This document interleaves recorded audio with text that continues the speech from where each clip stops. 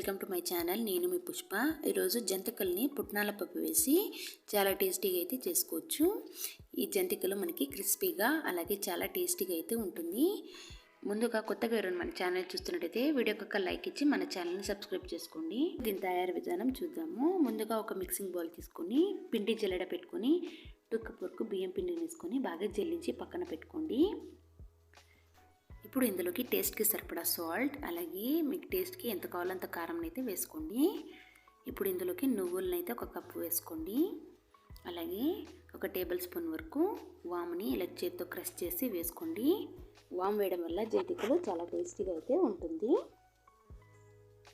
ఒక mixie jar తీసుకొని 1 cup పుట్నాల పప్పుని వేసుకొని బాగా ఫైన్గా మిక్సీ పట్టుకోండి.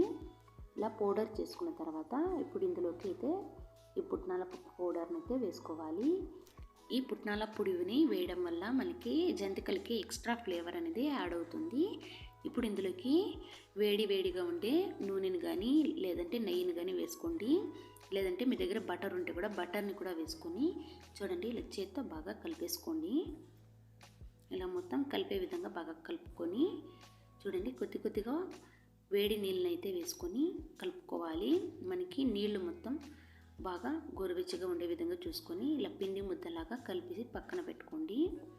ఇప్పుడు మనము మురుకులు జంతికలు చేసే మిషన్కి కొద్దిగా ఆయిల్ని అప్లై చేసుకోండి.